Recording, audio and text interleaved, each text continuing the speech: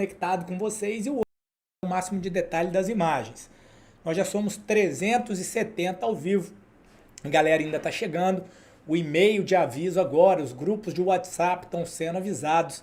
Eu acredito aí que nós vamos passar das 500 pessoas ao vivo simultaneamente. Então, galera falando aqui, ó, boa noite, boa noite. Vamos lá, pessoal, ó. Enquanto a galera tá chegando, de onde vocês são? Cidade, região do Brasil, se forem de fora do Brasil, avisa aí. Outra coisa, médico, estudante de medicina, se for residente, avisa, residente de rádio, residente de clínica, de cirurgia. Se for profissional de outra área de saúde, avisa aí também. E sejam todos muito bem-vindos, beleza? Ó, galera chegando aí.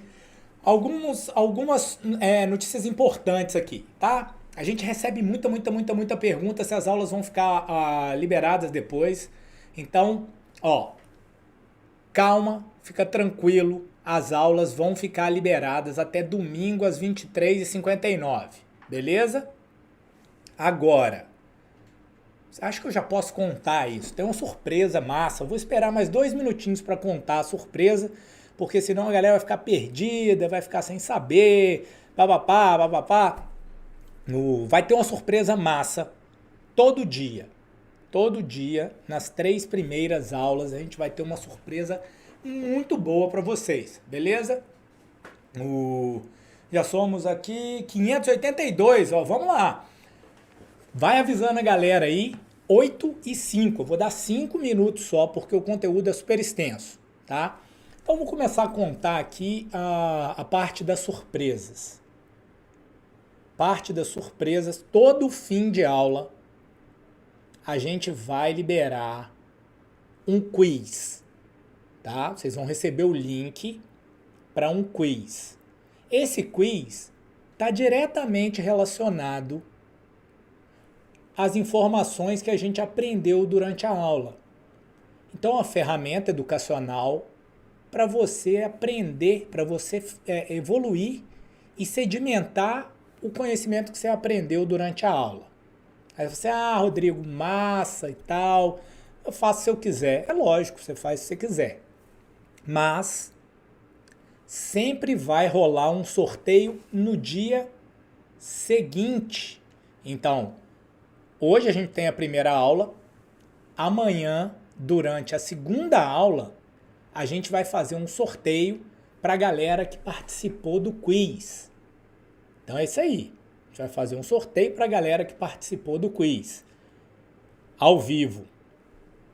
Beleza? Vocês vão receber essas informações também nos grupos de WhatsApp, vocês vão receber essas informações por e-mail, para ter certeza que todo mundo que se inscreveu vai ter vai ter as mesmas oportunidades. Igualdade de oportunidades.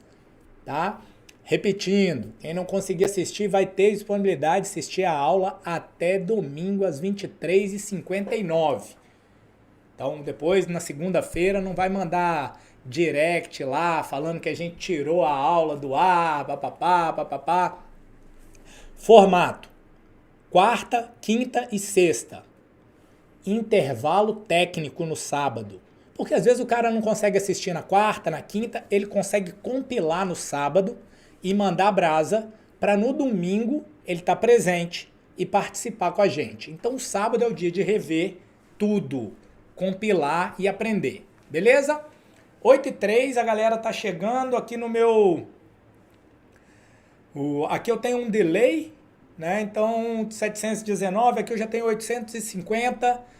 Acho que a galera já tá chegando aí, 8h04, tá na hora de começar, né? Rio Grande do Norte, vários lugares do Brasil, estudante de fisioterapia, estudante de medicina, enfermagem, galera do Acre, estudante de medicina na Bolívia, olha só. Cara, tem gente de vários lugares, tem gente fora do Brasil, que eu já vi, talvez tenha gente fora do continente, né? Então, massa. Muita mensagem aí, não vou ler todas, porque são demais. Bem-vindos a todos, vamos dar uma começada, né? Já são 8h04, já deu tempo da galera toda saber. Tá na hora da gente trabalhar, né? Então vamos lá. 3, 2, 1.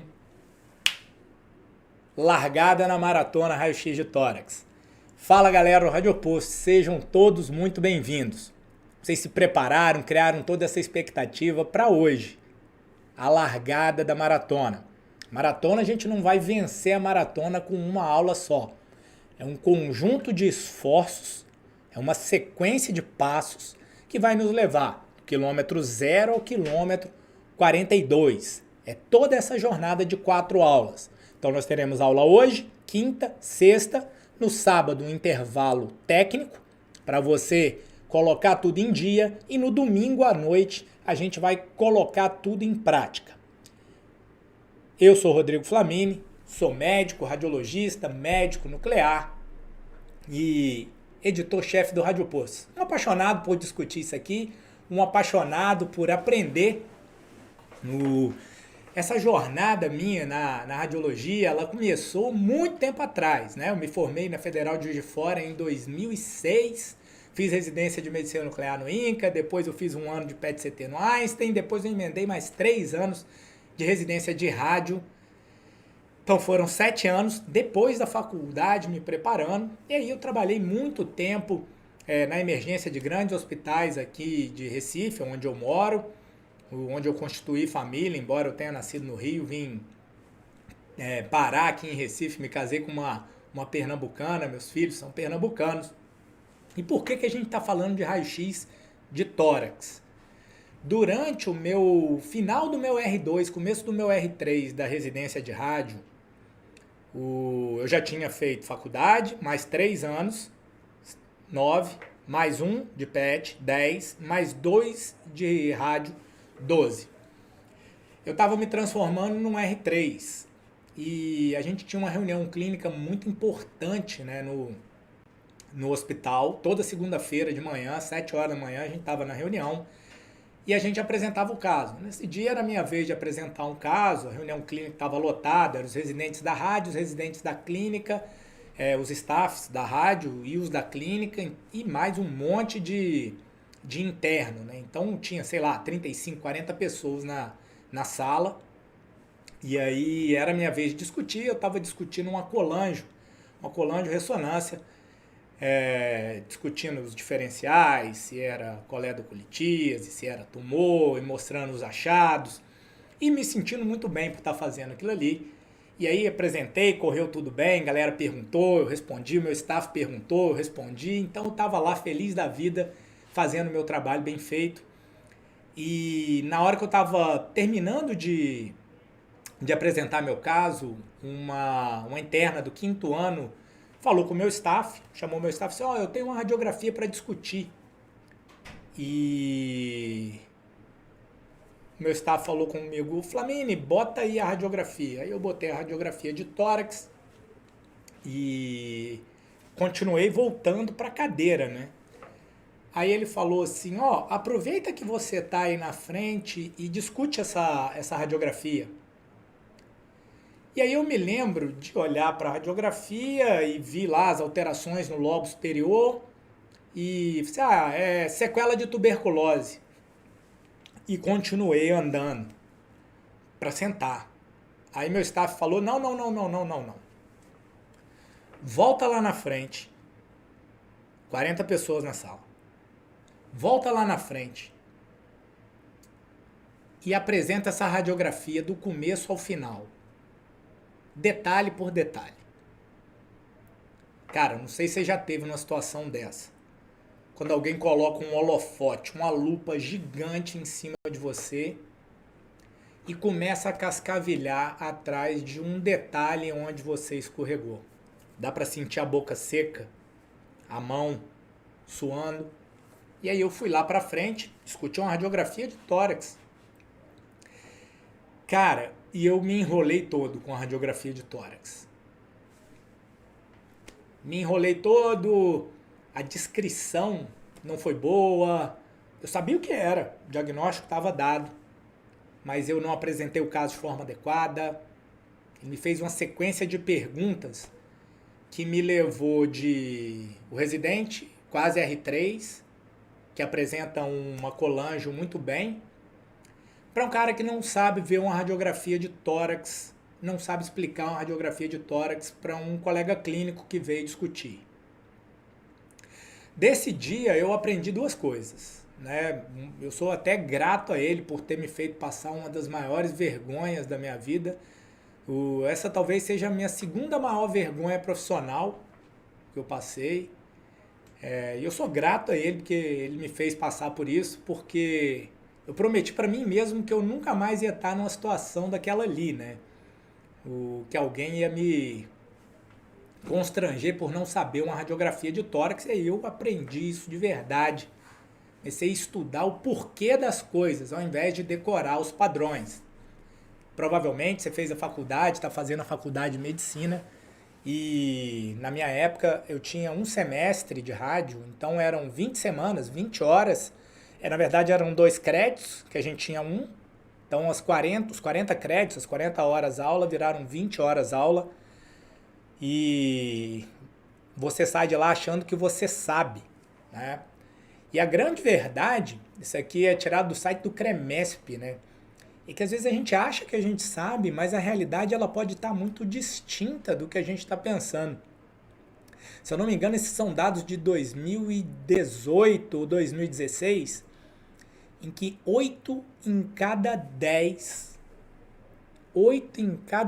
médicos recém-formados não sabiam interpretar achados do dia a dia numa radiografia. Então, é muito. 80% de qualquer estatística é muito. E aí você fica pensando por que essas coisas acontecem desse jeito, né? Você passa a faculdade e eu costumo brincar que dizem pra gente, né? É quase como se a gente entrasse na faculdade de medicina e já entrasse com a visão de raio-x. Mas a visão de raio-x ela não é um dom, ela é uma habilidade, né? Então ela precisa ser desenvolvida. A gente estuda anatomia lá nos cadáveres, aprende muita anatomia, mas a anatomia que a gente está vendo lá, ela vai ser muito útil para o colega que for cirurgião, para o colega que for clínico, fazer o exame físico de forma adequada. Mas a anatomia radiográfica ela é bastante distinta. Ela não é colorida, ela é preta e branca. E ela tem sobreposição. Então a gente passa muitas vezes os 6 anos achando que sabe radiografia, porque estudou anatomia, mas não sabe. E aí quando é que você aprende isso, né? Quando é que você descobre isso? Quando você está lá, formado, recém-formado, geralmente o cara entra na residência ou a grande maioria que não entra. Tem esses dois caminhos, né? O cara que não entrou porque não conseguiu, não passou. O cara que não queria entrar e foi trabalhar. E o cara que entra. O cara que entra vai fazer clínica, vai fazer cirurgia. E lá, o que acontece? Ele começa a cuidar de um monte de coisa. Inclusive dos exames de imagem do paciente. E aí ele começa a perceber que não sabe. Só que ele ainda tem um backup. Ele ainda tem alguém para ajudar. Ele tem o staff, ele tem um residente da rádio, que é amigo dele, foi da sala dele. Ele tem alguém para fazer uma proteção, um bolsão para ele se ajudar. O cara que não passa e o cara que não quer passar, não fazer residência e ir direto, esse cara chega geralmente em UPA, pronto-socorro, medicina da família, e lá a grande verdade que a gente não descobre durante a faculdade, a gente só descobre lá na hora é o quê? Que é você que vai ter que interpretar a radiografia. Não tem radiologista lá para fazer isso. A responsabilidade é toda sua. E na grande maioria das vezes você começa a ter que fazer isso como?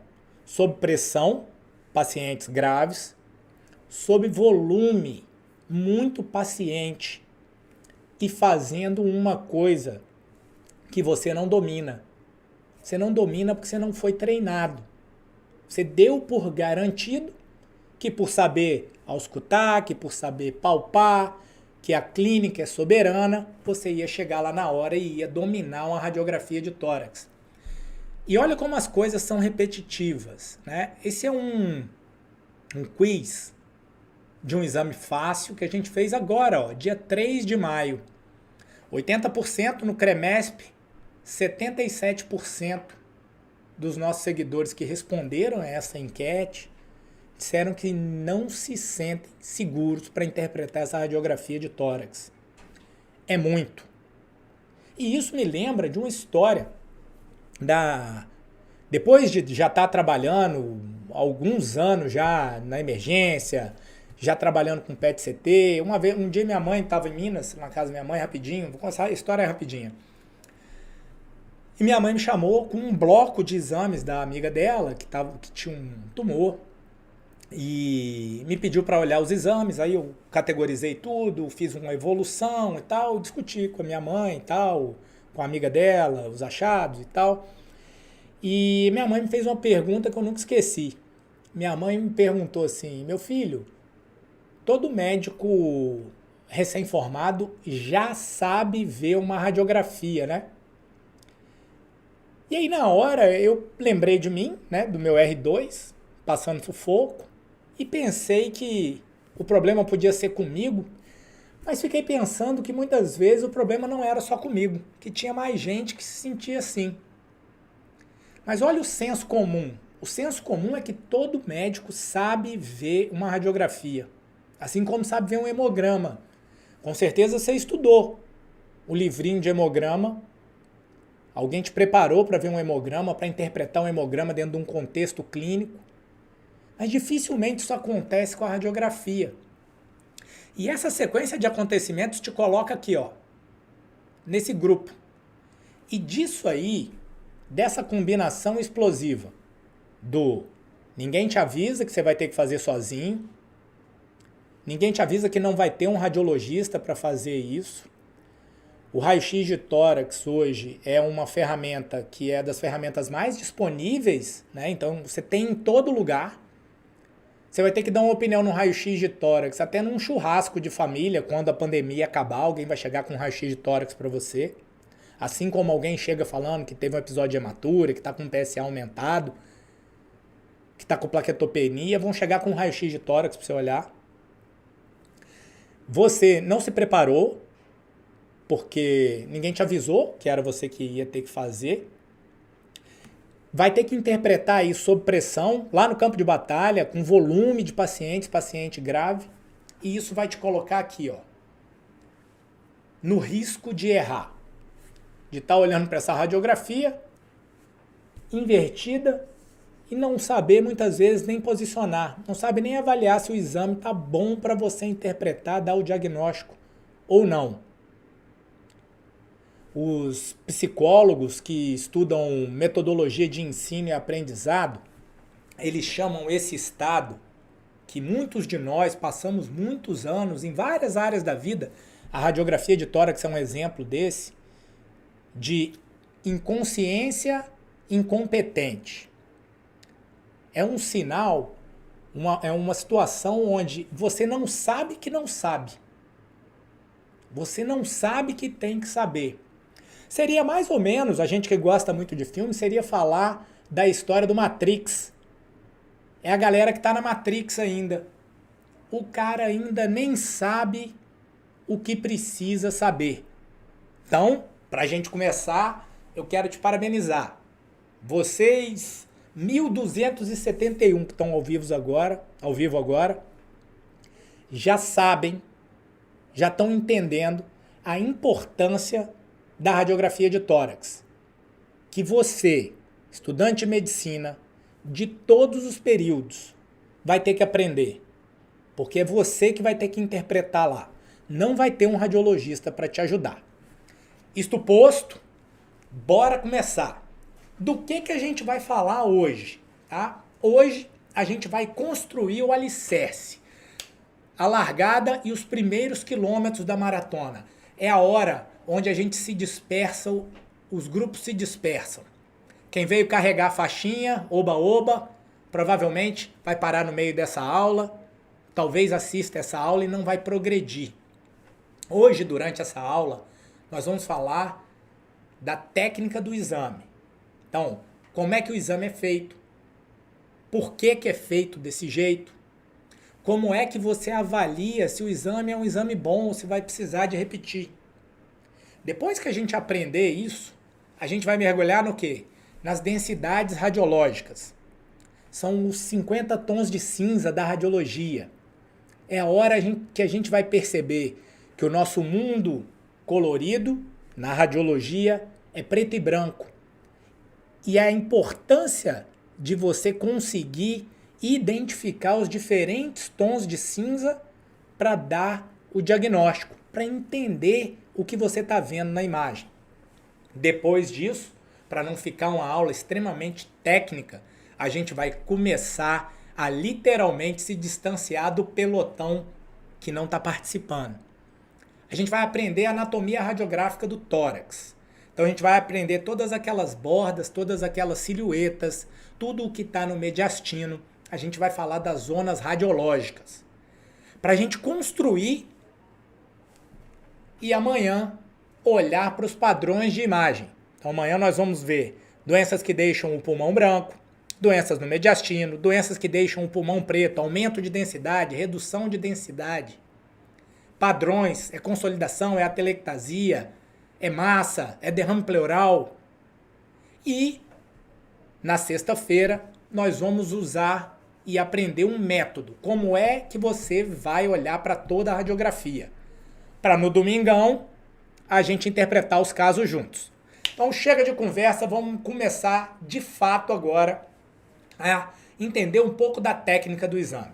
Para falar da técnica do exame, a maioria de vocês provavelmente ainda não precisou, né? O acadêmico, geralmente, o interno é o cara que desce lá da clínica, vai lá na radiologia. Por que eu digo desce? Porque os aparelhos de radiologia são pesados, geralmente a gente está no térreo ou no subsolo. O cara desce lá para pegar os exames e tal. Nem sempre o cara entra numa sala onde é feita a radiografia. Então, o aparelho de raio-x, ele tem um gerador, que é uma fonte, que emite raio-x. Esses raios, eles vão atravessar o paciente e vão encontrar um detector. Então é muito simples. Você tem uma fonte produzindo energia, essa energia vai cruzar o paciente e o paciente tem diferentes densidades à medida do lugar onde você está estudando o paciente. Esse detector vai receber a radiação que conseguir passar pelo paciente e isso vai ser apresentado em uma imagem bidimensional. Então a gente está fazendo o quê? A gente está pegando um volume, no caso o tórax, que é uma estrutura tridimensional, e apresentando ele de forma bidimensional numa imagem 2D, altura e largura. Então toda a sobreposição, nesse caso aqui, antero-posterior, vai estar numa imagem só.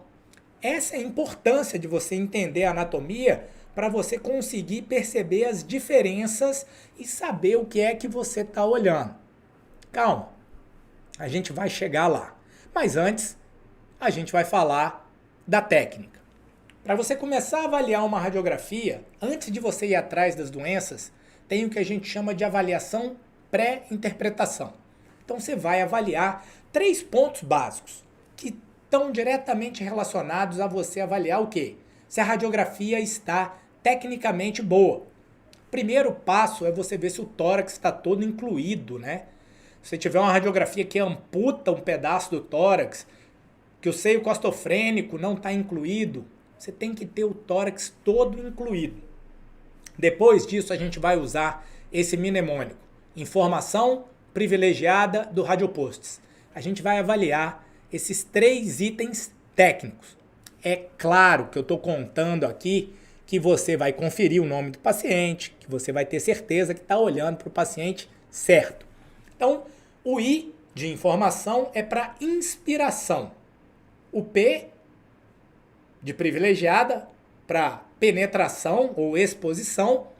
E o R de radiopostes para rotação.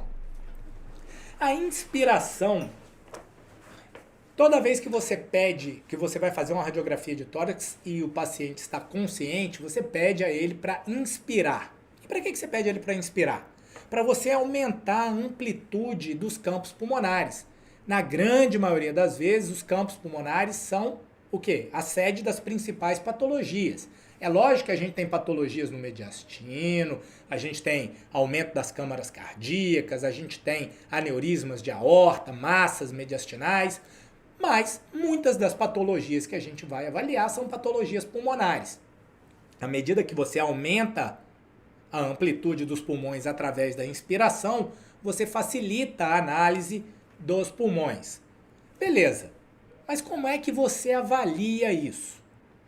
Uma das ferramentas que você vai utilizar para isso é a contagem dos arcos costais. Para contar, e aí é um dos grandes erros, né? Você lê lá o livro, e aí o livro fala, 6 arcos anteriores, 9 arcos posteriores na incidência em PA. Beleza. Aí você vai lá fazer isso, aí você não sabe nem contar o arco. Então a gente tem um esquema aqui, esse é um dos nossos esquemas mais famosos de quando a gente começou o Radiopost, na época que quase ninguém fazia esquema, né? Hoje tem muito esquema colorido. Os arcos laranja são os arcos, os segmentos anteriores dos arcos. Os azuis são os posteriores. Então o que eu quero te chamar a atenção aqui é o seguinte. Primeiro, o azul, o posterior, o primeiro arco, ele é mais crânio-caudal. Olha o trajeto que ele faz. Pedaço posterior e pedaço anterior. À medida que você vai descendo, ele vai assumindo um aspecto mais horizontalizado. Mas o primeiro, ele é quase crânio-caudal. Ele é bastante inclinado. Aí você vai falar assim, Rodrigo, no coloridinho é massa. Na vida real não é tão difícil. Não, vamos fazer junto, beleza? Opa! Inspiração. Vamos contar os arcos. Primeiro pulo do gato é você saber que o arco sai lá de trás, né? Então, o arco, a parte posterior do primeiro arco, ela é mais cranial. A parte anterior vem aqui, ó, se articular no externo. Lembra disso? Primeiro e segundo vão lá para o manúbrio. Então, primeiro arco posterior, segue a seta até a parte anterior. Sai de posterior e vem para anterior. Agora olha o segundo. Ó, o segundo arco tá aqui, ó. Aí olha que interessante. Você vê o arco até aqui e aqui você já tem dificuldade de ver o arco. Primeiro, ó, primeiro, segundo. Vou descer mais um pouquinho. Terceiro arco. Cruzando aqui, ó, cruzando a clavícula. A técnica tá boa. Terceiro arco cruzando a clavícula. Terceiro faz a curva no segmento lateral e vem até aqui, ó. Olha como esse pedaço aqui não tem arco.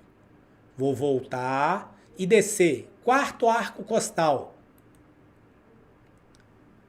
Primeiro, segundo, terceiro, quarto arco costal. Olha como a parte anterior do arco ela é mais inferior. Às vezes a gente tem na cabeça da gente que o arco é nessa posição, mas os arcos são assim, ó. Eles são inclinados de posterior para anterior, de crânio caudal. Depois você tem o quê? O quinto, o sexto, o sétimo, o oitavo, o nono. Então você tem 9 arcos costais aqui na linha hemiclavicular. Pega a clavícula. Na linha hemiclavicular, você tem 9 arcos costais posteriores. A inspiração tá boa. Você pode ter 10, você pode ter 8, o que você não pode é ter 6. Então esse intervalo aí de 8 a 10 arcos geralmente tá bem inspirado. Pacientes muito longilíneos, às vezes você pode contar um arco a mais, 10, 11, sem ser sinal de hiperinsuflação. A gente vai aprender sinais de hiperinsuflação para você fazer essa diferença na terceira aula, na segunda aula, amanhã. Vamos lá. Agora vamos só contar os anteriores para você ver aqui, ó. Primeiro, segundo, terceiro, quarto, quinto, sexto arco na linha M clavicular. Então vou repetir. Linha M clavicular, 6 arcos anteriores. Linha M clavicular, 9 arcos posteriores. Fechou, ó. 1, 2, 3, 4, 5, 6, 7, 8, 9. O 10º aqui, ó, cruzando.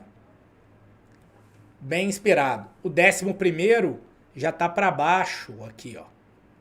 Então, até 10 arcos, tá filé. Avaliou a inspiração. Exemplos. Olha a diferença desses 3 exames, tá? Esse é um exame, olha o tamanho desse campo pulmonar, o tamanho desse aqui e o tamanho desse aqui. Aqui eu tenho 3 cenários distintos. O que vocês acham desse exame? Tá pouco inspirado, tá muito inspirado ou tá normo inspirado? O que vocês acham do exame 1, do exame 2 e do exame 3? Escreve ali no chat para a gente dar dinamismo para a coisa. Aqui no primeiro exame, a gente tem um exame pouco inspirado. Você olha para o exame, você está vendo o quê? O pulmão ele é menor. Você está vendo o quê? Se você contar os arcos, ó, 1, 2, 3 arcos cruzando aqui, ó, na linha M clavicular, 3 arcos anteriores, é pouco. Aí você olha para esse, ó, 1, 2, 3, 4, 5, 6. 6 arcos anteriores, massa. Agora olha esse aqui, 1, 2, 3, 4, 5, 6, 7, 8, 9, 10. 10 arcos anteriores.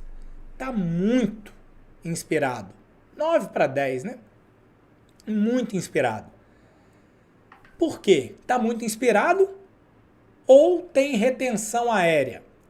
Um dos critérios que você pode usar é isso aqui, ó, a retificação das cúpulas diafragmáticas.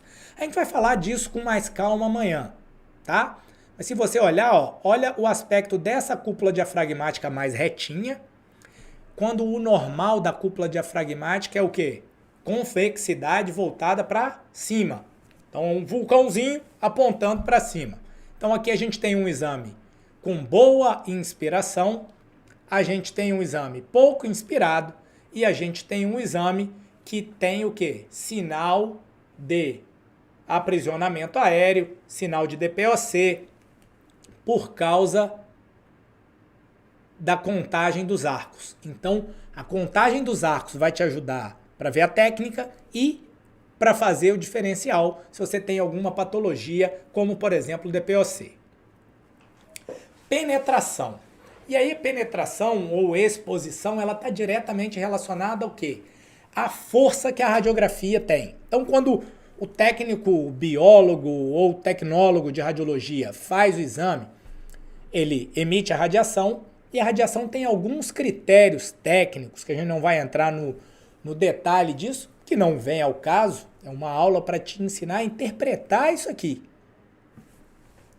Ele pode aumentar a quantidade e a energia. Então, quando ele faz isso, quando a energia está muito pouca, o raio-x fica fraquinho. Então, ele não consegue atravessar o paciente. Resultado, a imagem fica muito branca, porque o raio-x não teve força para passar pelo paciente. Quando a gente tem uma penetração adequada, eu tenho a relação de densidades, os tons de cinza ficam bons.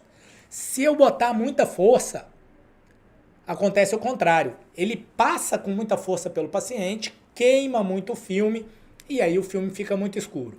Hoje em dia as imagens são digitais, então a gente tem uma certa capacidade de corrigir isso na workstation. Mas na grande maioria eu não sei, mas em muitos lugares ainda a radiografia não é digital. Então você pode pegar exames ruins do ponto de vista técnico e você tem que saber se o exame limitado tecnicamente foi capaz de responder a sua dúvida ou não. Então, como é que a gente avalia a penetração? Penetração é basicamente isso aqui, ó. Aqui eu tenho um exame com uma boa penetração. Quando eu tenho uma penetração ruim, olha a situação que eu tenho aqui. O exame está muito branco, faltou força para o raio-x atravessar o paciente. E como é que você avalia isso, né? Tem algum jeito prático de fazer isso? Tem algumas formas de fazer isso. Como eu disse, a importância desse dado ela tem diminuído ao longo do tempo, porque você consegue corrigir de certa forma na workstation. Mas para você que recebe o filme, seja na emergência, seja na UPA, seja no consultório, uma das coisas que você vai utilizar você precisa conseguir ver a silhueta e os corpos vertebrais atrás do coração. Uma das condições é que você consiga ver atrás do coração. Por exemplo, aqui, se eu tiver um tumor atrás do coração, eu não vou conseguir ver, porque o raio-x não teve forças para atravessar nem o coração, quanto mais o coração e o tumor que está atrás do coração. Enquanto aqui, se eu avaliar, eu consigo ver a silhueta do ventrículo esquerdo e consigo ver o quê? Os vasos que estão atravessando o pulmão, o lobo inferior esquerdo, atrás do coração. Então você precisa ver as linhas paravertebrais. Aí você vai encontrar na literatura dizendo que você tem que ver a primeira parte dos corpos vertebrais. Alguma parte da literatura você vai encontrar dizendo que tem que ver todos os corpos vertebrais. O ideal é que você consiga ver os corpos vertebrais, mas o mais importante aqui é que você consiga ver a região retrocardíaca. Uma das coisas que você vai prestar atenção é se a silhueta do diafragma esquerdo está sendo vista até aqui, ó, até o aspecto mais medial dela. Então você tem que ver o diafragma até aqui. Olha esse aqui, como você vê o diafragma discretamente só até aqui. Então esses são os critérios para você avaliar a penetração. Olha aqui agora, olha a diferença desse para esse. Esse tá o quê? Tá muito penetrado. Tá muito penetrado. Olha o que acontece quando você tem um excesso de força no raio-x. Você queima o paciente. Não queima mesmo. O raio-x passa com muita energia e ele aí literalmente queima o filme. Ele chega tão forte que ele deixa o filme escuro. E aí o que acontece? Você perde a capacidade de identificar tons de cinza aqui. Então você não consegue fazer diferenças de tons de cinza aqui.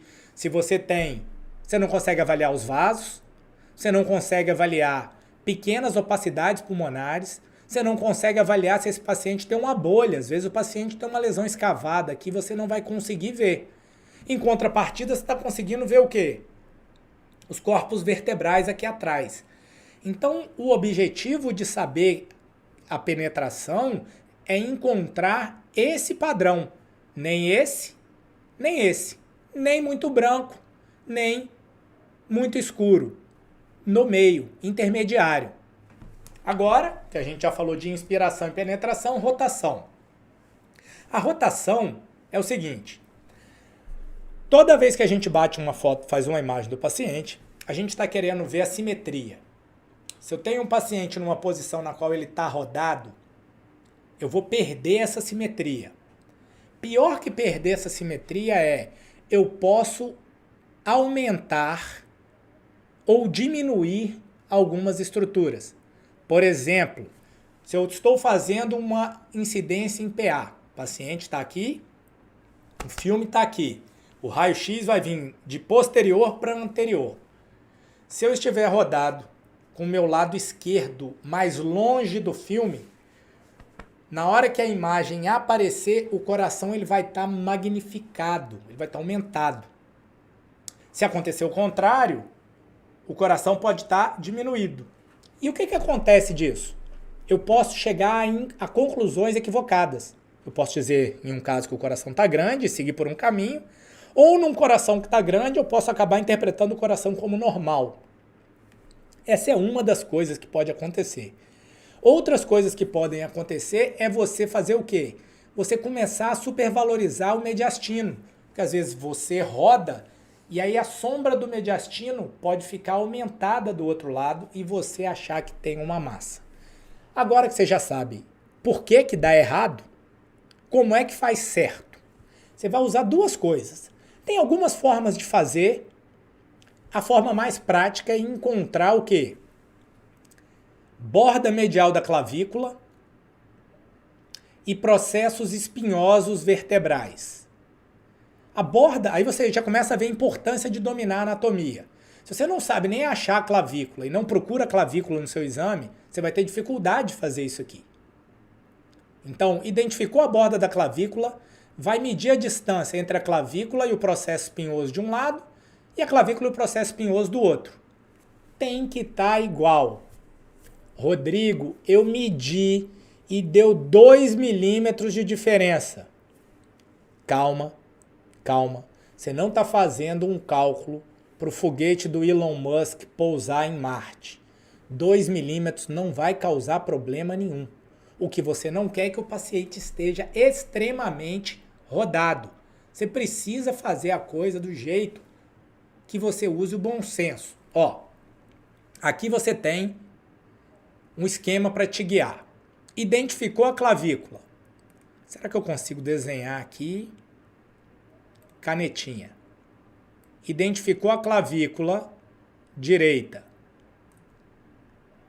Identificou o que? Clavícula esquerda. Processos espinhosos. Aí você vê aqui, ó, o corpo vertebral está aqui. Beleza? Está fazendo uma foto frontal dos corpos vertebrais. O processo espinhoso, ele está como? Ele está assim, né? Ele é inclinado posteriormente. Como é que você vê o processo espinhoso aqui, ó? Ele é essa bolinha aqui, ó. Então, você tem processo espinhoso ali, processo espinhoso aqui, processo espinhoso aqui, processo espinhoso aqui. Então, você está avaliando esse pedaço e esse pedaço. Rodrigo, tá rodado? Tá rodado. Se você comparar esse pedaço, eu vou riscar, que fica mais fácil vocês verem, cor da caneta azul. Ó, esse pedaço tá nítido que tá diferente. É o suficiente para estragar o seu exame? Não. Então você precisa de bom senso. Não precisa estar milimétrico, mas não pode estar assim, ó. Ó. Olha onde está uma clavícula. Olha onde está a outra clavícula. Então, além dessa clavícula estar mais alta, olha onde está o processo espinhoso. Além dessa clavícula estar com uma angulação diferente, a distância, a assimetria está muito maior. Então, você pode exacerbar a avaliação do coração, dependendo do lado que ele rodou. Se ele fez um PA e rodou para o lado esquerdo, você pode supervalorizar o coração. Se ele fez um PA e rodou para o lado direito, você pode subvalorizar a silhueta cardíaca, né? As dimensões da silhueta cardíaca. Então, o objetivo da rotação é você entender isso aqui. Tem outras formas de você fazer isso, mas essa é a mais prática para você fazer. Outro exemplo, tá aqui, ó. Processo espinhoso. Ó. Clavícula, bordas mediais, pouco rodada. Você, Rodrigo, dá quase o dobro. Mas olha só como você não tem uma mudança expressiva disso, tá? Então, você precisa fazer isso consistentemente em todos os exames, para que você não fique confuso. Ó, esse é o mesmo exemplo, agora te mostrando de forma mais isolada para você aprender a identificar a clavícula e procurar por essas rotações. Agora, falando de incidências, né? Quando a gente fala de incidências, a gente falou como é que é feito, vem de trás para frente. Falando das incidências, a gente tem as incidências frontais que são as incidências AP, antero-posterior, e póstero-anterior. Você tem também ali a apiculordótica, né, que tem uma angulação, mas ainda pega o paciente em posição posterior ou póstero-anterior, pega frontal, né, pega ele de frente ou de costas. Você tem incidências em perfil, na qual você pega o paciente de lado. Você tem incidências em perfil com o paciente deitado. Nas incidências frontais, que são as incidências PA e AP, grosseiramente falando, coisas do dia a dia, qual a diferença entre uma e outra? Em um caso, a fonte emite a radiação, cada linha dessa é o feixe de radiação. E ele vai cruzar o paciente aqui de posterior para anterior. Qual que é a vantagem dessa incidência? A vantagem dessa incidência é que esse cara aqui, ó, o coração, que é a estrutura mais anterior do mediastino, fica perto do filme, fica perto do detector. E por que isso? Quanto mais perto a estrutura, o coração tiver do detector, mais real é o seu tamanho. Você vem decorando isso a vida inteira, cai lá na sua prova do 4º período de rádio, aí você responde isso, você nunca parou para pensar. Quando acabar a aula aqui, você pega a sua mãozinha, pega seu celular, bota no lanterna, chega lá no escuro, né? Chega lá no seu quarto, acende a luz, bota a mão perto da parede e faz uma sombra. A 1 metro da parede, você vai ver o tamanho da sua mão na parede, gigante a sombra. Agora o que você faz? Leva a sua mão, coloca lá na parede, coladinho na parede, e bota a mesma lanterna. O que acontece? A sombra fica praticamente do mesmo tamanho da mão. Então, quanto mais próximo o objeto estiver do detector, ou seja, a sua mão da parede, mais real, mais fidedigna é a sombra. E isso vai te dar mais segurança para avaliar o coração, que é uma das estruturas importantíssimas para a gente avaliar na radiografia de tórax. Quando eu coloco o paciente em AP, o raio-x está entrando de anterior para posterior, o que aconteceu com a distância entre o coração e o detector? Aumentou. O que vai acontecer com a sombra na hora que o coração for projetado aqui? A sombra vai aumentar de tamanho.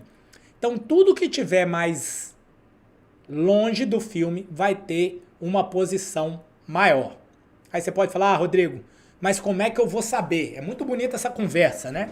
O cara lê no livro, comprou o livro lá, 200 conto no livro de raio-x, lê o livro, decora isso, aí chega a radiografia, o cara não sabe ver a diferença. Por que ele não sabe ver a diferença? Porque vem lá uma foto de um AP, de um PA, e te abraça, se vira com isso aí. O objetivo aqui é muito diferente, é te dar ferramentas para que você consiga fazer isso sozinho. Aqui a gente tem 2 radiografias do mesmo paciente. Enquanto eu tomo um golinho de água, dá uma olhada nessas 2 radiografias e utiliza a estratégia que a gente utilizou para avaliar os exames anteriores, tá? Me dá 10 segundos que eu já vou começar a fazer pergunta disso aqui, vocês responderem no chat.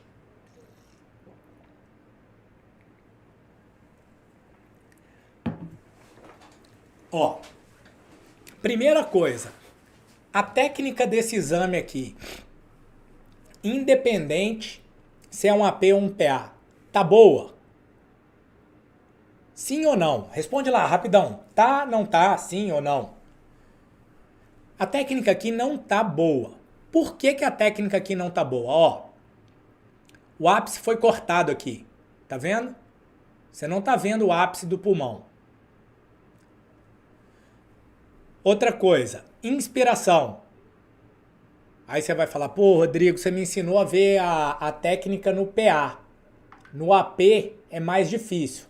É, mais difícil, porque às vezes o paciente não consegue inspirar adequadamente no AP, na posição. Você vai usar o AP em situações que você não pode fazer o PA pelos motivos que a gente já falou antes. Sempre que puder, é PA, porque é melhor, porque o coração fica mais real, o mediastino fica mais real. Você só faz AP quando não tem jeito. Mas mesmo assim, e aí os tecnólogos, técnicos e biomédicos que estiverem aí podem me dizer, podem comentar aí, o que acontece? Mesmo assim, você consegue fazer bons APs. Nesse caso aqui, ó, pegou muito abdômen e cortou um pedaço do ápice pulmonar. Agora olha para esse aqui. Voltando, ainda olhando aqui. Inspiração, um arco, tá aqui. 2, 3, 4, 5, 6. Inspiração, tá boa, né? E a penetração? O exame tá muito branco. Olha como o exame tá muito branco. Eu não consigo ver nada atrás do coração. Eu quase não vejo a parte medial do diafragma esquerdo. Agora vem pro lado de cá. Inspiração. 1, 2, 3, 4, 5, 6. Beleza. Linha M clavicular, 6 arcos. Agora, penetração. Opa, tô conseguindo ver os vasos passando atrás do coração, ó. Clareou aqui, ó. A cúpula diafragmática, o aspecto medial. E quando você olha aqui, ó, processo espinhoso, aspecto medial da clavícula, um pouco rodado, mas aceitável. Massa. Mas e o AP e o PA? Você já está vendo que, tirando as diferenças técnicas, quando você avalia a área cardíaca, olha que interessante a área cardíaca. Você mede a área cardíaca, aqui a silhueta cardíaca, esse é o mesmo paciente. Olha a diferença entre um exame e outro. Você corre o risco de falar que o paciente tem aqui o quê? Aumento da silhueta cardíaca. Quando, na verdade, você só fez o quê? Afastou o coração do detector e por isso ele ficou maior. Então, como é que você vai separar uma coisa da outra? Aí você pode falar pseudo aumento da área cardíaca. Beleza, um pseudo aumento. Você está vendo isso aqui. Mas esse argumento só, se o paciente tiver um coração grande, esse argumento só não te ajuda, né? Outra coisa, horizontalização dos arcos costais. Olha para esse arco costal e olha para esse mesmo arco costal aqui. Vixe Maria, desenhei tudo errado.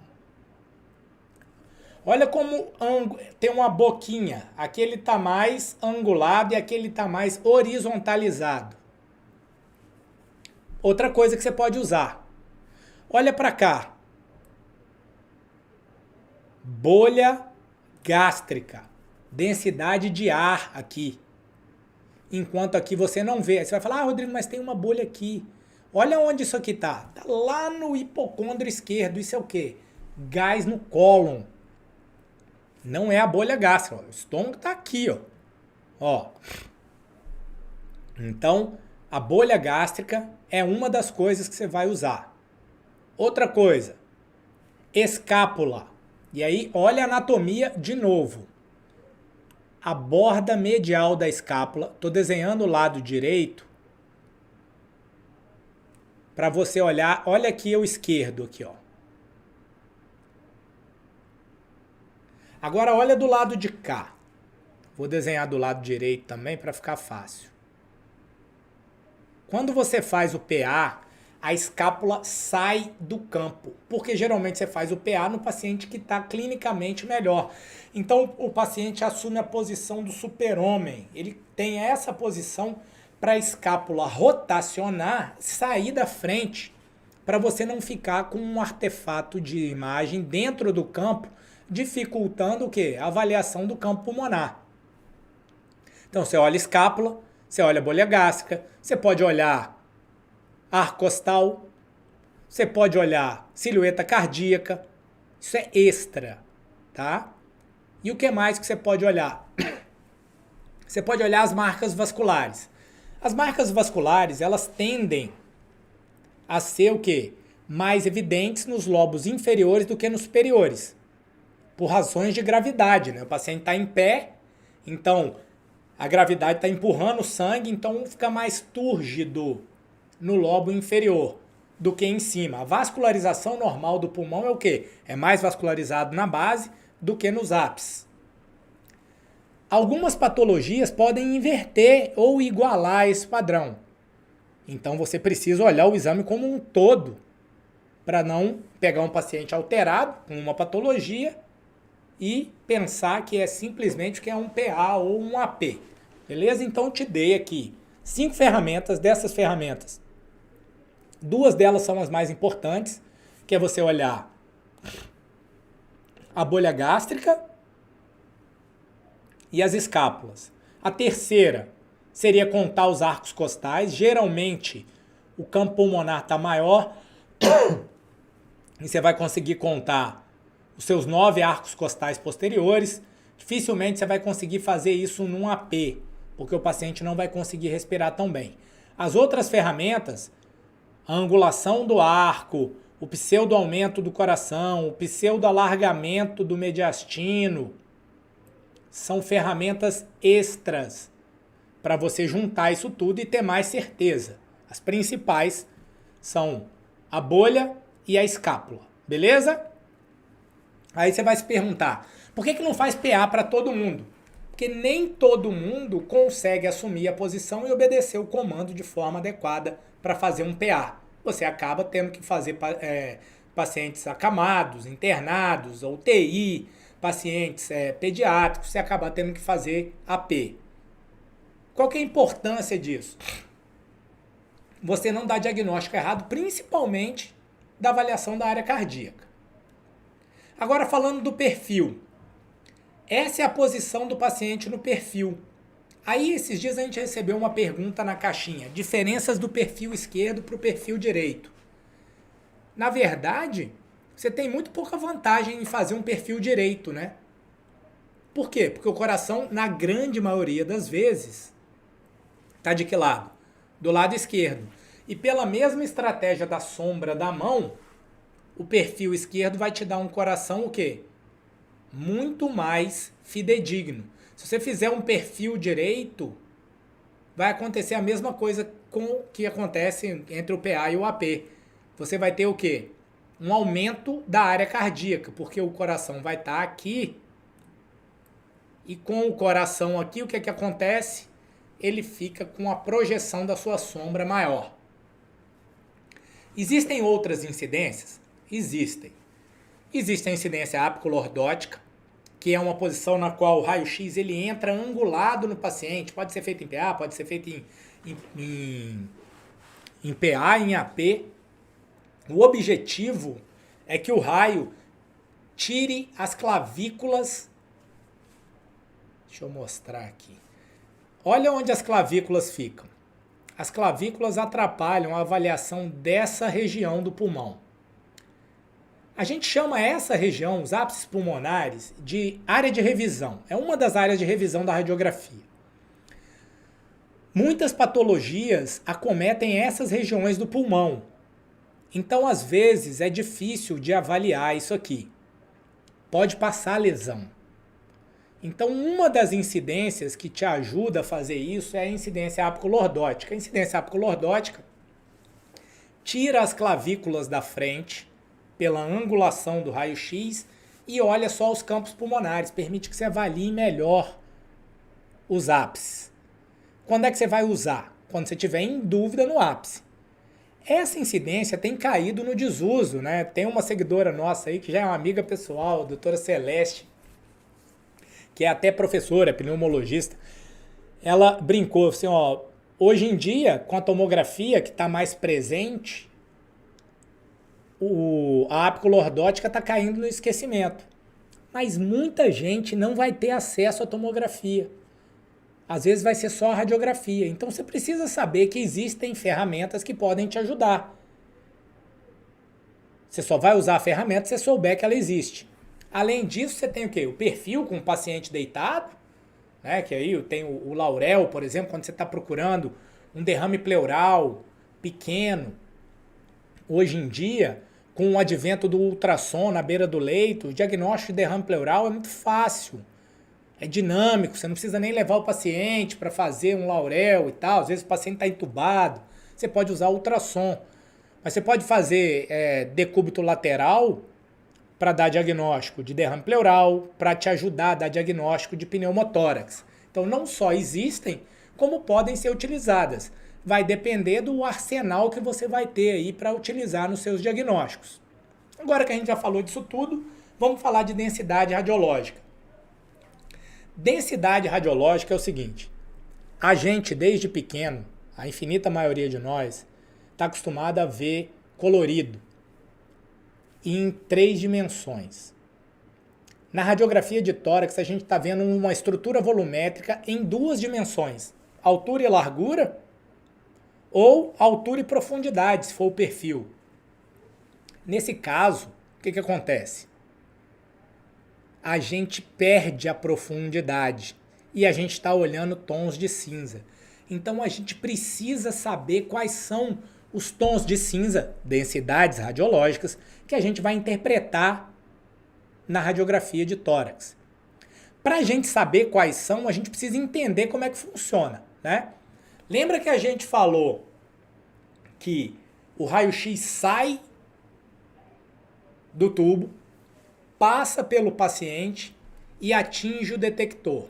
À medida que ele cruza o paciente, pensa no trajeto numa incidência em PA. Ele cruza a pele do paciente, depois ele cruza o subcutâneo, depois ele cruza a parede torácica, depois ele cruza o pulmão. Aí tem lugar do pulmão que tem só vasinho, tem lugar do pulmão que tem artéria mais calibrosa, depois ele cruza o quê? A parede torácica anterior, passou pela pleura, aí ele cruza osso, no mediastino ele cruza grandes vasos, ele cruza a traqueia, ele cruza a coluna, ele cruza o coração. Então, em lugares diferentes do tórax, ele vai ter dificuldades diferentes para passar a radiação, o raio-x. À medida que ele passa, ele vai perdendo força. Pensa nas estruturas como bloqueios. Então ele vai perdendo força para vencer cada bloqueio. Quanto mais denso for uma estrutura, maior o bloqueio que ele faz. Quem já praticou esporte de contato, socar uma coisa menos robusta, você passa mais fácil, ela vai embora. Quando você soca um saco pesado, às vezes ele nem mexe, ele bloqueia toda a passagem. Então, essa representatividade dessas diferentes densidades, ela é dada na imagem com um aspecto de tons de cinza. Quando eu tenho estruturas mais densas ou que bloqueiam mais a passagem da radiografia, eu tenho uma imagem mais branca, mais densa, mais radiopaca, mais hipotransparente. Quando a radiografia, o raio-x, tem facilidade para atravessar, porque a densidade é menor, então a quantidade de raio-x que chega no detector é maior, a imagem é mais escura, é mais hipertransparente, é mais hipodensa lá no filme, beleza? Quais são as densidades radiológicas que a gente tem? Porque quando fica muito abstrato, né, você não consegue entender direito a coisa. Fica falando tom de cinza, vai lá e me mostra então. A gente tem na cabeça que a parte mais preta do exame é o pulmão. Mas você tem que lembrar que o pulmão é formado por quê? Por alvéolo. Dentro do alvéolo tem o quê? Tem ar. Mas também tem outras coisas, né? Tem o interstício que dá estrutura para o alvéolo. Depois você tem tecido conjuntivo que ajuda o pulmão a ficar estruturado. Então ele não é o preto absoluto, o preto mais escuro.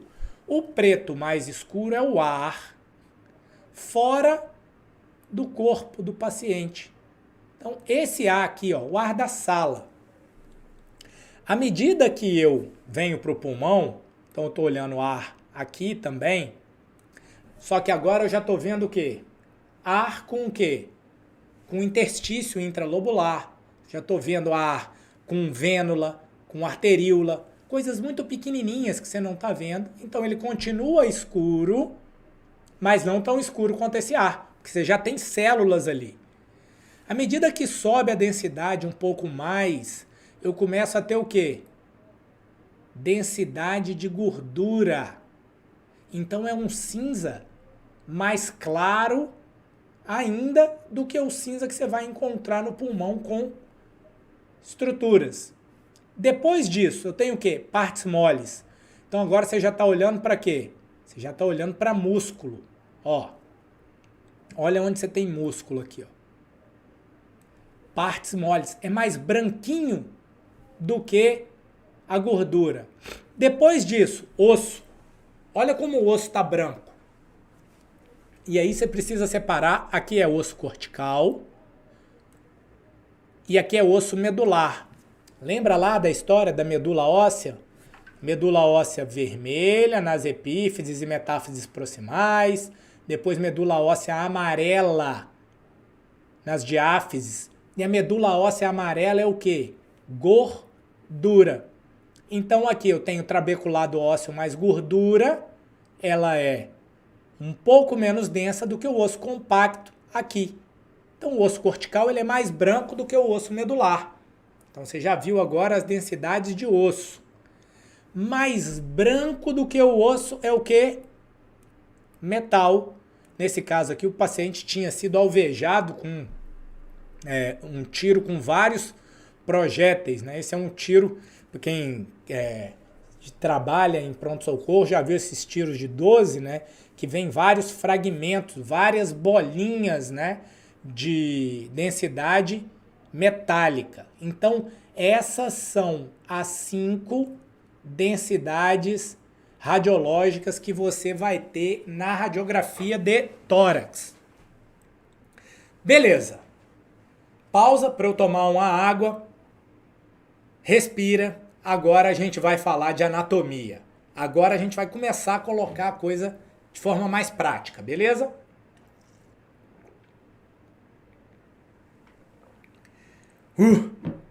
Tomando um gole de água aqui. Falei demais, né? Tô até com a boca seca. Já vamos em 1 hora. Agora a coisa vai andar de forma mais agradável, né? Tava muito técnico. Agora a gente vai mergulhar na anatomia. E eu sei que vocês amam isso aqui, né? Vamos olhar para isso aqui agora, tá? Respira aí. Vou dar 30 segundos para quem quiser buscar um copo d'água lá, enquanto eu dou uma olhada no que vocês estão escrevendo aqui. 30 segundos só para respirar. Beleza? Somos 1.200. Massa. Lembrando aqui rapidinho, só tem, ó, a Duda tá falando ali, só tem 470 curtidas na aula. Aproveita aí os 30 segundos que o cara foi pegar água, dá uma curtida Mega Power. E quem não assinou o canal ainda, papai, clica aí, né? Sininho, clica aí no se inscrever no canal para você não correr o risco de não receber os nossos e-mails. Beleza. Agora a gente vai fazer um exercício muito maneiro, que é entender toda a anatomia do tórax. Quando a gente fala de anatomia do tórax, a gente precisa entender o quê? Primeiro, que é uma estrutura volumétrica. Então você está vendo uma coisa tridimensional em 2 dimensões. O que tem aqui? A gente tem algumas zonas radiológicas, né? A gente tem a região do mediastino. A região do mediastino é a região que está compreendida entre os 2 pulmões. Então, tudo que não está, ou melhor, tudo que está compreendido entre os 2 pulmões é o mediastino. Aí você fala, aí é muito fácil, né? Então, o que é? Você tem um marco importantíssimo que está aqui, ó, central no tórax, a traqueia. Então, você tem a traqueia. Além disso, você tem o quê? Os principais vasos. Você tem a aorta, o tronco da artéria pulmonar, você tem o coração, você tem o esôfago. Tudo isso, linfonodos, tudo isso está no mediastino. Além do mediastino, você tem o quê? Antes da gente pular para o você tem o quê, vamos dar uma esmerilhada aqui no mediastino. Vamos fazer o seguinte, eu vou usar essa ferramenta aqui para te dar mais segurança, tá?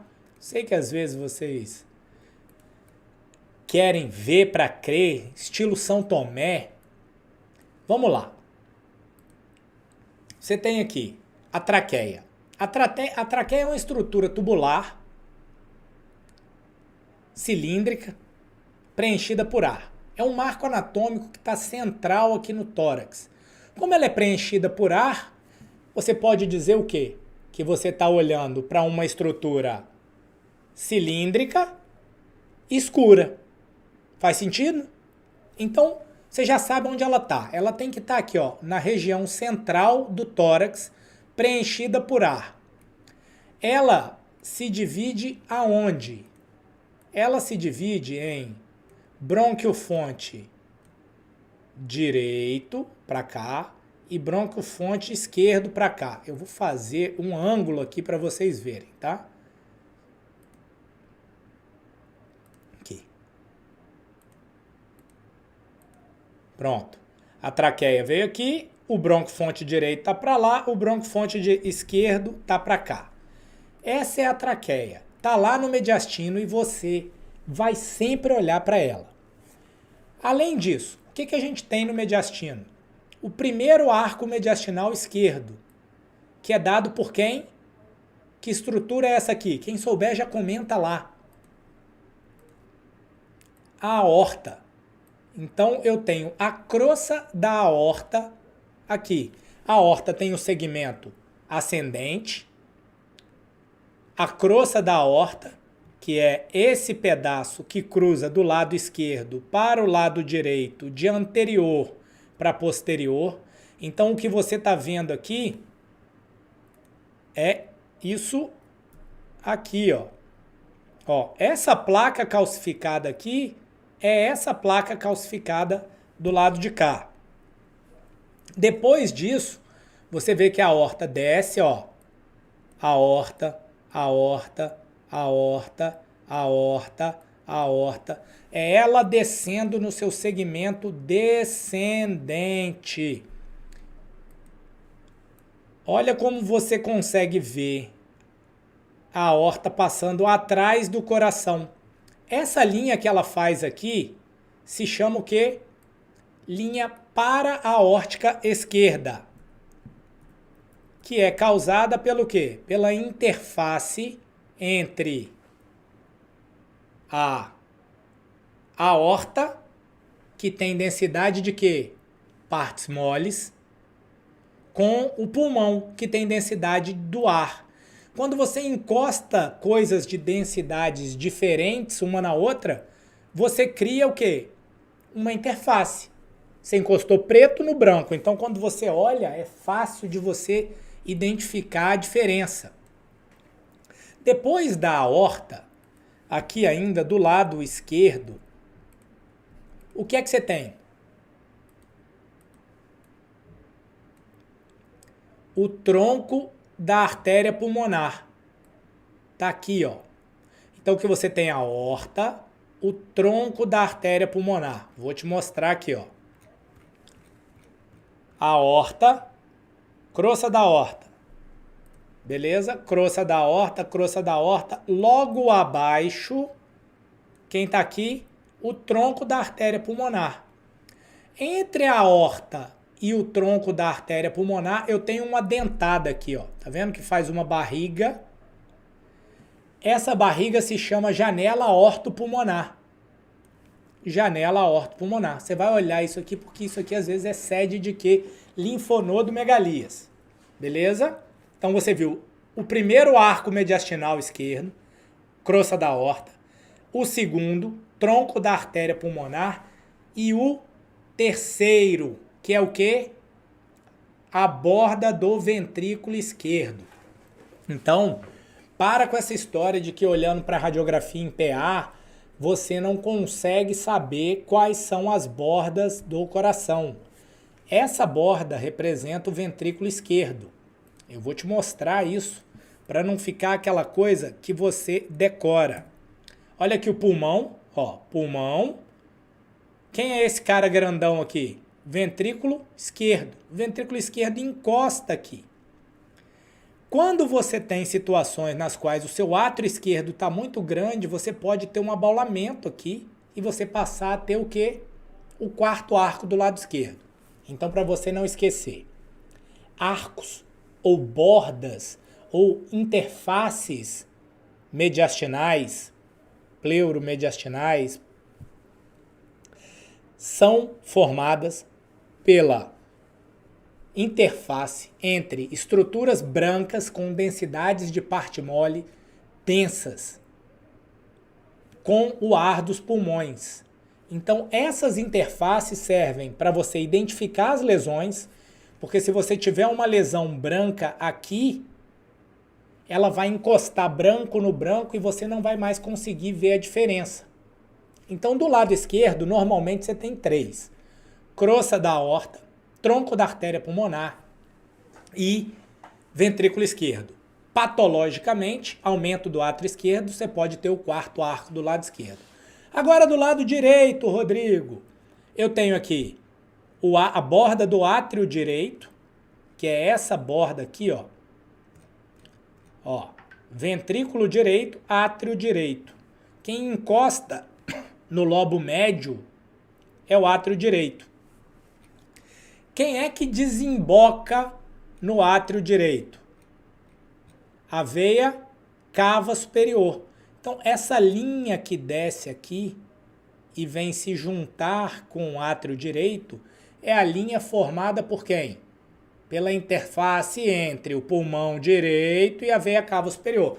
Então, essa linha representa a borda da veia cava superior, chegando aqui na borda do ventrículo direito. Então, você viu 3 arcos do lado esquerdo, 2 arcos do lado direito. Regiões hilares. O que é que passa nos hilos pulmonares? Escreve aí para mim, quem souber, quem quiser arriscar, escreve também. Nos hilos pulmonares, basicamente, eu tenho 3 coisas. Vasos pulmonares, brônquio e linfonodo. Desses 3, normalmente eu vejo 2. Eu só vou ver linfonodo na radiografia de tórax quando eu tiver linfonodomegalia mesmo. Se você viu o linfonodo ali, é porque ele é grande, tá? Pequenininho você não vai ver. Então, como eu já sei o que é que eu tenho no hilo pulmonar, agora eu vou repetir, vou mudar a pergunta. Das 2 estruturas que eu vejo normalmente no hilo pulmonar, uma tem densidade de quê? A artéria pulmonar esquerda, que está aqui, ó, tem densidade de partes moles. Então eu vejo ela branca. Então aqui, ó, emergindo aqui, branquinha, eu tenho a artéria pulmonar esquerda. Embaixo dela, ó, embaixo, aqui é o tronco, aqui é a artéria pulmonar esquerda. Embaixo dela eu tenho quem? O brônquio, olha aqui, ó, o brônquio logo abaixo, do lado esquerdo, ó. E o brônquio tem densidade de quê? De ar no interior dele. Então, artéria pulmonar esquerda, brônquio. Do lado direito, brônquio, artéria pulmonar direita. Olha que interessante. Do lado direito, a artéria pulmonar passa embaixo do brônquio. Então, a parte branca do hilo, deixa eu desenhar o hilo aqui para não ficar uma coisa meio abstrata. O objetivo é acabar com a parada abstrata. Hilo. Eita. Hilo. Uma coisa interessante é você pensar se o hilo faz parte do mediastino ou não, né? Tecnicamente, os hilos estão fora do mediastino. Tem um limite ali, até para dissecção de nódulos, de linfonodos pulmonares, para estadiamento, a coisa é vista de forma diferente. Então, você já viu traqueia, você já viu arcos mediastinais, silhuetas cardíacas do lado direito, do lado esquerdo, crosta da aorta, linha paraórtica esquerda, tronco da artéria pulmonar, janela aortopulmonar, hilos pulmonares. O que mais que a gente vai ver agora? Cúpulas diafragmáticas. As cúpulas diafragmáticas, que a gente já viu de certa forma nos outros exames, elas têm que ser o quê? Convexidade voltada para cima. Geralmente a convexidade voltada para cima e a cúpula direita ela é mais alta que a esquerda. Na literatura você vai encontrar dois motivos diferentes. Você vai encontrar que um é por causa da presença do coração do lado esquerdo, o outro você vai dizer que é a presença do fígado do lado direito. Na prática, você tem que saber que essa diferença ela é mínima, você vai estimar ela aí em 1,5 cm. Se essa diferença, se essa cúpula diafragmática estiver muito elevada, você vai pensar que tem ou alguma coisa paralisando esse diafragma, uma lesão aqui que pegue o nervo frênico, por exemplo, ou alguma coisa no abdômen empurrando ela para cima. Então, se você tiver uma assimetria importante, você pensa em patologia. Assimetrias pequenas, você sabe que a direita é um pouquinho mais alta que a esquerda. Isso serve para o hilo também. O hilo esquerdo ele é mais alto que o direito, justamente porque o hilo, o que te chama a atenção mais é a parte o quê? Branca, que é dada pela artéria pulmonar esquerda, que é mais alta que a artéria pulmonar direita. Ah, para que serve isso? Se eu tiver um hilo direito mais alto, eu vou pensar em algum motivo que me fez perder volume do lado direito para esse hilo estar tracionado. Falou do aspecto diafragma, falou das cúpulas, seios costofrênicos laterais. Tem que ser pontudo. Tem que ser pontudo. Esse negócio da coisa chegar aqui e dar uma cortada, não pode. Então, o aspecto normal é isso aqui, ó. Pontudo. O aspecto normal é pontudo. Beleza? Clavículas. Então, aqui você tem as clavículas articulando com o manúbrio. Os arcos costais, a gente já viu os arcos costais. A anatomia das escápulas, né? Então você tem que ver o ângulo inferior da escápula aqui muito bem. Aprender que ele às vezes vai estar dentro do campo. Ó, olha essa linha mais branca aqui, que é o ângulo inferior da escápula, a borda medial da escápula, para você não chamar isso de consolidação, para você não se enrolar com isso. Agora você tem que olhar a vascularização, né? Os vasos têm densidade de partes moles, né? E como eles têm densidade de partes moles, eles são alongados. Então é fácil de você separar vaso de brônquio, né? O vaso ele é tubular e branco. O brônquio dificilmente você vai ver na radiografia, a não ser que seja um brônquio principal, aqui ó, o brônquio do lobo superior aqui, ó. Deixa eu janelar para ficar mais fácil. Ó, aqui você tem a traqueia, o brônquio do lobo superior tá saindo aqui, ó, mais escurinho, e aí ele vai vir aerar essa região. O brônquio intermédio tá aqui, e daqui vai sair o brônquio do lobo médio e o brônquio do lobo inferior. Mas você vê que a densidade é escura. É fácil de separar de vaso. Olha como o vaso, tanto quanto a aorta aqui, o tronco da artéria pulmonar esquerda, a artéria pulmonar direita, elas são estruturas com densidade de partes moles e aspecto o quê? Tubular. Olha que interessante. Quando você pensar em vascularização do tórax, é o quê? Vasos grandes na região central, e eles vão reduzindo de calibre à medida que você vem para a periferia. Se você for muito categórico, aproximadamente a 1 centímetro, 2 centímetros da periferia, você não vai ver os vasos mais, porque eles ficam tão fininhos que você não vai encontrar os vasos na radiografia. Olha como nitidamente você vê uma redução do calibre à medida que você vem para os lobos superiores, são menos calibrosos do que nos lobos inferiores.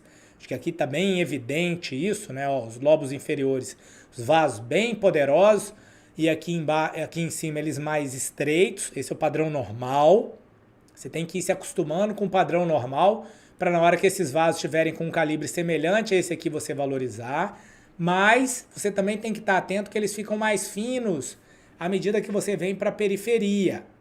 Tá? Então na periferia você vai encontrar vasos mais finos.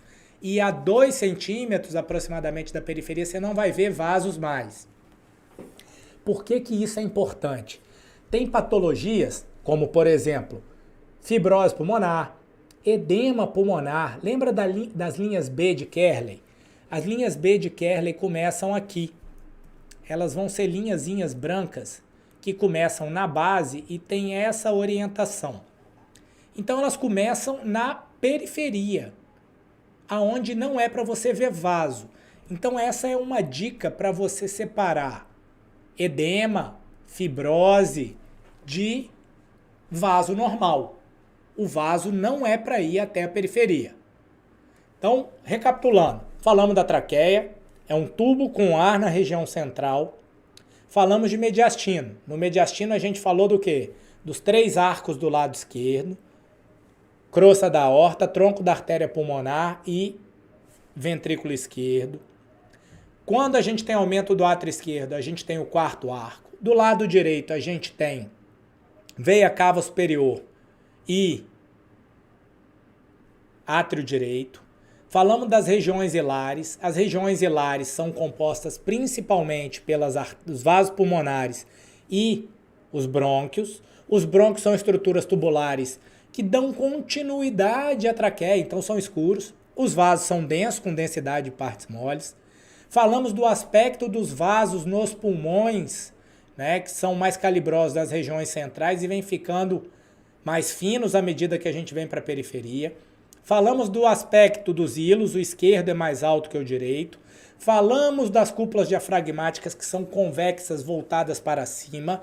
Se elas estiverem planificadas, retificadas, são sinais que vão te fazer pensar em DPOC. Pneumotórax também pode causar isso. A gente vai ver isso com calma. Mas se for bilateral, você vai pensar em DPOC. É improvável que o paciente tenha pneumotórax bilateral, mas vai estar lá no seu diagnóstico. Você tem outras ferramentas para estreitar esse diferencial. Falamos da periferia, falamos dos arcos, falamos da densidade dos ossos, falamos das clavículas e das escápulas.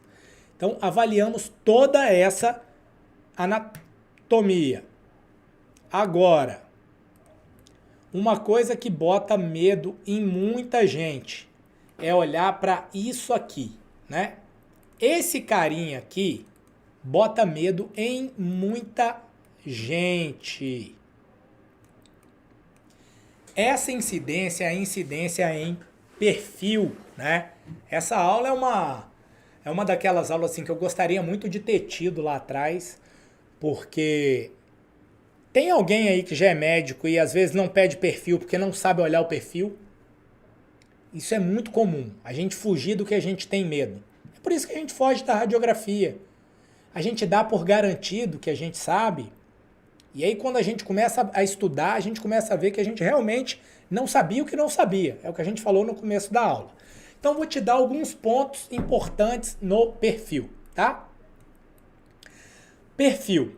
Primeira coisa que você tem que saber. A gente tem 2 arcos, 2 estruturas, 2 arcos brancos no perfil.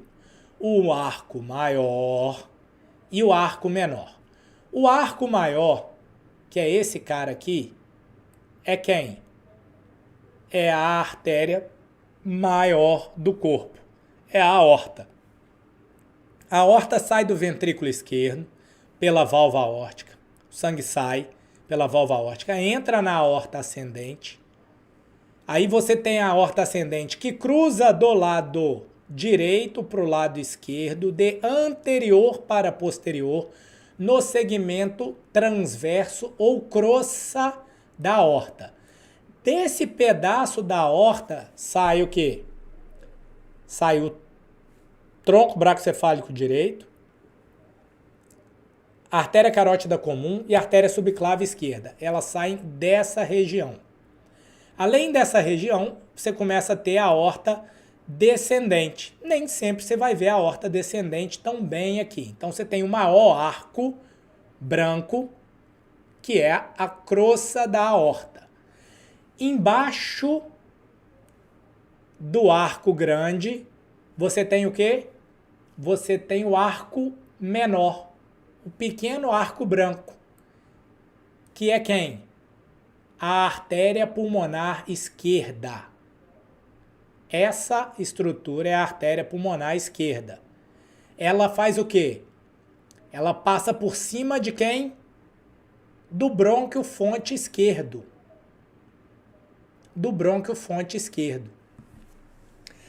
A gente tem uma brincadeira que é o seguinte: se você pegar o seu indicador e colocar o seu dedo indicador da mão direita no buraco negro, no brônquio fonte, mas se você olhar, ele parece um buraco negro aqui no meio das coisas brancas, né? Coloca o seu indicador no buraco negro. Em cima do seu indicador vai estar a artéria pulmonar esquerda e o seu polegar vai ser a artéria o quê? Pulmonar direita, que está aqui. A artéria pulmonar direita, ela tem um trajeto mais horizontal no tórax, enquanto que a artéria pulmonar esquerda tem um aspecto mais o quê? De arco. Ela cavalga, ela passa por cima do brônquio fonte esquerdo. Aqui, esse tubo de ar é a traqueia, que vem lá do pescoço. A técnica tá ruim aqui, ó. Tá vendo essa faixa branca? Essa faixa branca é a sombra, ó. Aqui você tem o osso, aqui você tem o outro húmero, aqui você tem a faixa branca do braço. O ideal é que o paciente consiga colocar os braços para cima. Só que nem sempre você consegue, né? O paciente idoso tem artrose, tem tendinopatia, tem lesão de manguito, nem sempre ele consegue. Então, às vezes, essa região fica muito branca. E prejudica a sua avaliação dos ápices e da traqueia. Mas aqui você tem o brônquio fonte esquerdo, a artéria pulmonar esquerda ou pequeno arco branco, o grande arco branco, a artéria pulmonar direita, entre a aorta e a crosta da aorta, você tem o quê? A janela aortopulmonar. Aí, olha que interessante. Aprende isso aqui. Artéria pulmonar esquerda, brônquio fonte. Embaixo do brônquio fonte, você tem a região do quê? Se você parar para analisar volumetricamente, essa região ela está embaixo da carina. Você já bifurcou, você já tem o brônquio fonte aqui. Então essa região é a carina, é subcarinal. Então presta atenção que essa região aqui, ela não pode ter talvez um círculo. Você não pode ter um círculo branco aqui nessa região. Ó, é um semicírculo, não é um círculo completo. Se você tiver um círculo completo aqui, você vai procurar na outra incidência, PA, para você avaliar o quê? Se você não tem linfonodo embaixo da quê? Da traqueia subcarinal. Da silhueta cardíaca, tá? Da silhueta cardíaca você vai avaliar o quê? As câmaras cardíacas esquerdas são posteriores. Então aqui você tem o átrio esquerdo e o ventrículo esquerdo, que está aqui, ó, a ponta dele está nessa parte mais branca. Aqui você tem ventrículo direito. Então quando você tem um aumento do ventrículo direito, No caso de pacientes que têm hipertensão pulmonar, por exemplo, o ventrículo vem até aqui e começa a reduzir esse espaço, o espaço retroesternal. Então, o perfil consegue te dar todas essas informações. Então, Rodrigo, você falou no perfil só das estruturas mediastinais. Fala dos pulmões. Falo sim. Quando você tem uma patologia no tórax, agora já estou me antecipando a aula de localização, tá? Você tem uma patologia no tórax aqui. O PA, ele vai te dar o lado da patologia. O perfil vai te ajudar o quê? A te dar o lobo. Essa lesão está no lobo superior ou no inferior? Além disso, o perfil vai te ajudar a fazer o seguinte, para a gente terminar em alto estilo. Respira que a gente está terminando aqui em alto... Eita.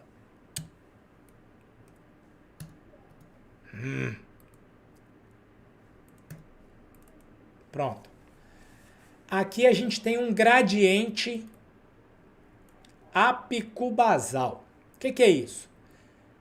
À medida que eu desço, à medida que eu venho para corpos vertebrais mais baixos, eu tenho o quê?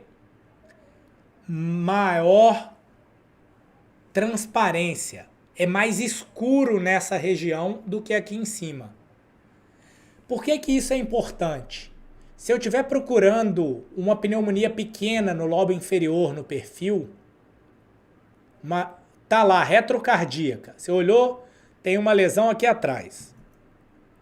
Tá na dúvida. Aí você vem para o perfil. Olha aqui atrás do coração. Se a lesão tiver aqui, o que vai acontecer é que você vai perder esse gradiente.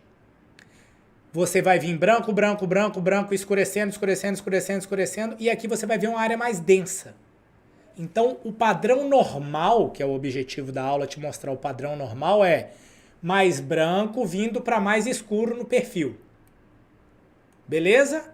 Então, aqui a gente já viu muita estrutura do perfil, e além disso, você não vai esquecer de olhar o quê? Osso. Porque aqui você vê pedículo, você pode ter uma metástase aqui, você pode ter uma lesão obliterando esse espaço. E você pode ter, principalmente em pacientes com dor torácica e idosos, lembrar de que se você não teve uma fratura de corpo vertebral. Para a gente fechar em alto estilo, o que eu vou te mostrar rapidinho aqui na tomo, as alterações que eu te mostrei no perfil. Ó, aorta ascendente.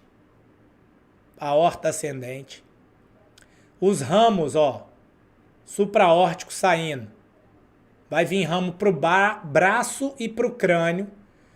Crosta da aorta, ó, cruzando para posterior, para você ter o quê? O cajado, a parte descendente da aorta. Olha quem apareceu aqui. O pequeno arco branco. Que é quem? A artéria pulmonar esquerda. Passando em cima de quem? Do buraco negro. O buraco negro é quem? É o brônquio fonte esquerdo. Ó, ele vindo para o pulmão esquerdo aqui. Aí ele vai dar lobo superior e língula. Se você colocar o seu dedo indicador no buraco negro, aqui, o seu polegar vai ser quem? A artéria pulmonar direita. Tá aqui, ó. Tronco, artéria pulmonar direita. Ó. Tronco, artéria pulmonar direita. Beleza?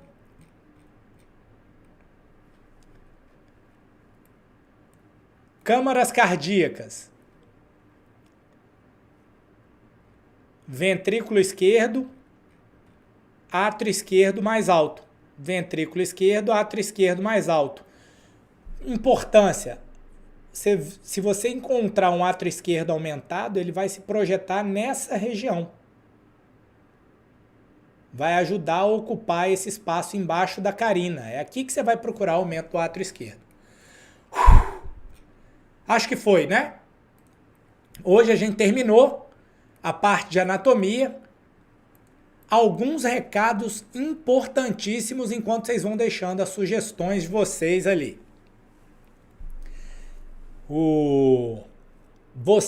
Eu vou mandar para vocês aqui agora uma informação importante. Vamos lá. Todo fim de aula, se quarta, quinta e sexta, a gente vai ter uma coisa muito massa, que é o seguinte.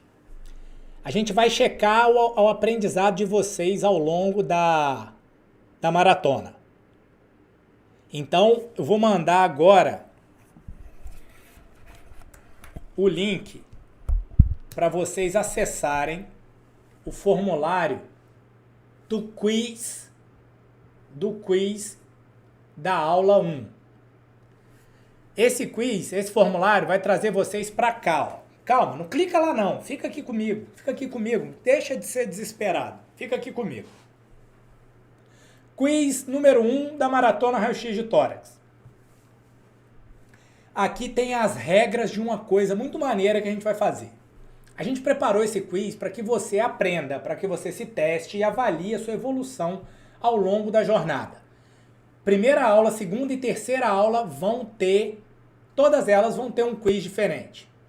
É claro que eu quero te dar um estímulo para você responder o quiz e participar ativamente. Eu quero que você aprenda, tá? Vai ter um prêmio para quem for bem no quiz. Então, reveja essa aula quantas vezes você precisar para tirar a melhor nota possível no quiz. Quem tiver notas superiores a 7 acertos de 10, 7 ou mais, vai concorrer amanhã a um sorteio que vai rolar no final da segunda aula, no final da aula de amanhã. Então presta atenção, vou repetir. Todo mundo vai receber. Vocês receberam agora. A galera que não tá e que não pôde assistir, vai assistir amanhã, vai receber no grupo de WhatsApp, vai receber nos e-mails cadastrados e vai poder responder o quiz. Presta atenção aqui, olha no meu olho para não ter mal entendido. Você pode responder o quiz a hora que você quiser, mas se você quiser concorrer ao prêmio, você tem que responder o quiz até às 5 horas da tarde de amanhã. Quem responder e tiver acertado 7 ou mais, vai concorrer a um mini curso que será sorteado na aula de amanhã, no final da aula de amanhã, a um mini curso de tomo de tórax. Então, quem fizer tudo direitinho vai concorrer ao mini curso. Agora, o que você precisa fazer para você ganhar? Presta atenção para não se equivocar. Responder até às 5 da tarde. 2. Tirar 7 ou mais. Eu quero que você tire 10. 3. Tem que estar ao vivo na aula de amanhã. Rodrigo, na hora do sorteio eu tinha saído porque eu estava de plantão. Vai perder. Então a gente vai sortear ao vivo.